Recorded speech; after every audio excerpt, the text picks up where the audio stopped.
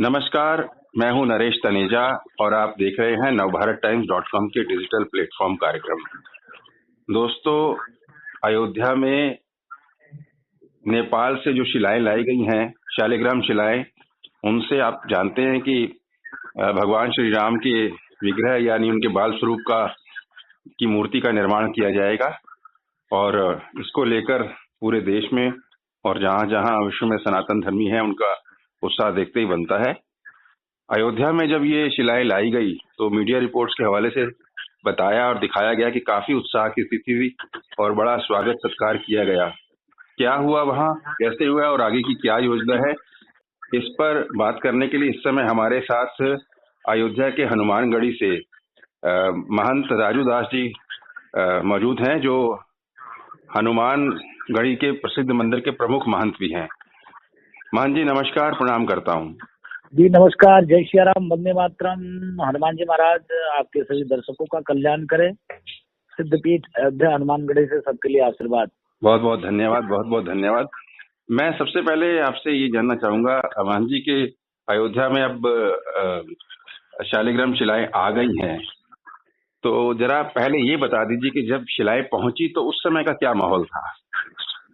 पहले तो मैं सनातन प्रेमियों को ढेर सारा समय दूंगा, आशीर्वाद दूंगा कि विगत कई सौ वर्ष के संघर्ष के बाद कई लाख राम भक्तों ने अपने प्राणों की आहुति दी, शहादत दिया और सबके मन में यही भाव था कि हमारे रहते अयोध्या में भव्य दिव्य राम जन्मभूमि मंदिर निर्माण कार्य हो।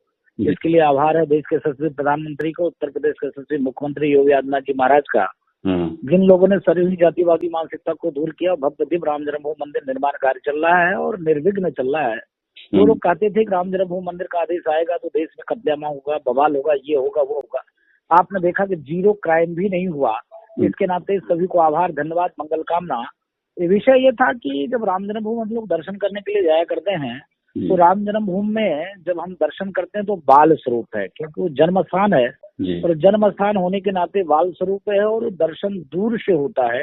इसके नाते विग्रह दिखता नहीं है। तो हम लोगों ने ट्रस्ट को एक सुझाव दिया था कि वो मूर्ति के साथ साथ वहां पर भव्य दिव्य सीताराम की मूर्ति बने, जिससे लोगों को दर्शन करने में थोड़ा सा और भी सहूलियत हो और अच्छा लगे। ट्रस्ट ने इस चीज को स्वीकार किया और ट्रस्ट ने नेपाल में गंडकी नदी है जहां पर साक्षात नारायण स्वरूप शालिग्राम निकलते हैं, तो उस शालिग्राम की शिला वहां से लाया गया है। और आपने देखा होगा नेपाल सरकार, नेपाल की जनता कितना भव्य दिव्य स्वागत किया।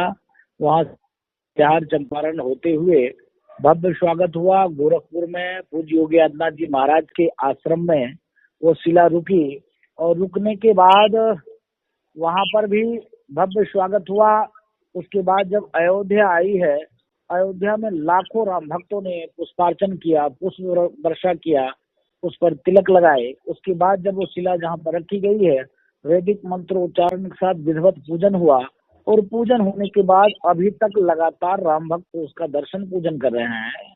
और वह शिला इतिहासकारों ने, सर्वे करने वाले ने अनुमान लगाया है 6 करोड़ वर्ष प्राचीन वो शिला। अच्छा, क्या है कि शालिग्राम शिला से जो ऊर्जा निकलती है, उस ऊर्जा से आम जनमानस का कल्याण हो, इसके नाते शालिग्राम शिला। महंत जी, मैं 2 सवाल पूछना चाहूंगा।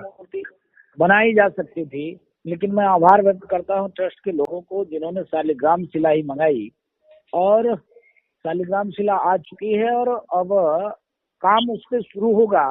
मैं महंत जी आपसे ये पूछना ही चाह रहा था, तो आपने बता ही दिया कि शालिग्राम शिलाएं ही क्यों, इसका तो उत्तर आपने दे दिया। मेरे छोटे छोटे 2 सवाल ये हैं कि इस पर निर्माण कार्य कब से शुरू होने वाला है? अभी देखिए, अभी तो वहाँ जब से वो आई है तब से लगातार मुझको लगता है लमसम डेली 50,000 लोग आते हैं, दर्शन और पूजन करते हैं। मुझको लगता है 1 सप्ताह बाद उस पर काम शुरू करना है, क्योंकि 2014 शुरुआत में ही हम लोग भगवान के गर्भगृह में भगवान को पधराएंगे। इसके नाते काम भी जल्दी होनी है। इसके नाते लगातार प्रयास है कि वो काम बहुत तेजी से आगे बढ़े और 1 सप्ताह बाद उस पर हम लोग काम शुरू करेंगे। और उसके लिए जिनको देना था उसको दे भी दिया गया है और अब काम उस पर शुरू हो जाएगा 1 सप्ताह के अंदर। तो मोहन जी ये बताइए कि ये दो शिलाएं मंगाने के पीछे क्या कारण है, क्योंकि रामलला की बचपन की मूर्ति बनानी है, तो दो मूर्तियां बनेंगी या कैसे? दूसरी शिला से क्या बनेगा?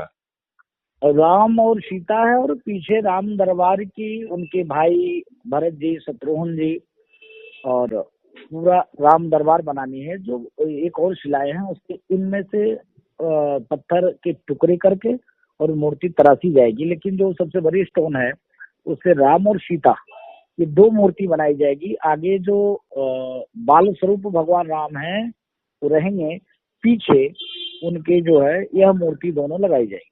मतलब आगे बाल स्वरूप राम रहेंगे, पीछे राम सीता की, और फिर उसके पीछे राम दरबार या उनके परिवार के लोग। जी जी जी जी जी।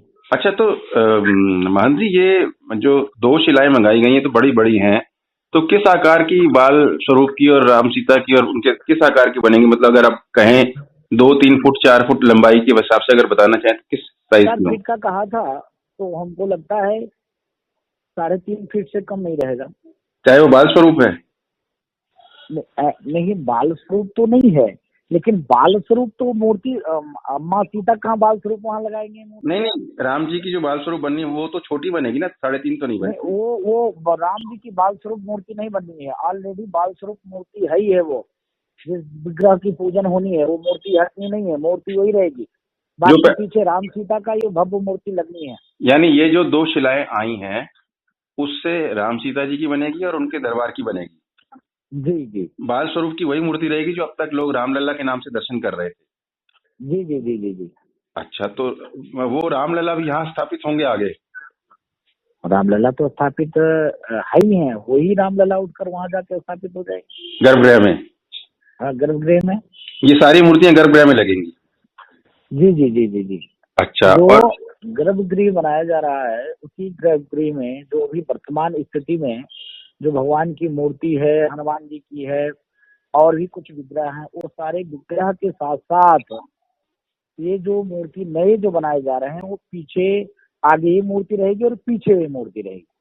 अच्छा अच्छा अच्छा अच्छा। तो अभी आपने बताया कि वहाँ के जो लोग हैं बड़े उत्साहित हैं, तो मुस्लिम समुदाय की क्या प्रतिक्रिया है इस बारे में वहाँ अयोध्या जी की जब से शिलाएं आई हैं? नहीं, देखिए, लोगों ने तो राजनीति जिसको करना था उन लोगों ने फुल राजनीति किया, और राजनीति के साथ साथ जिस प्रकार से लोगों ने इतनी राजनीति की जिसका जवाब नहीं।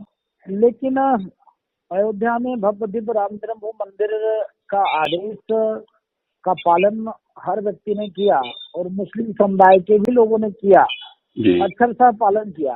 जो बाहरी मुसलमान हैं उनको राजनीतिक रोटी सेकना है, वो तो हवा कावा फैलाते हैं, हो अल्लाह करते ही हैं।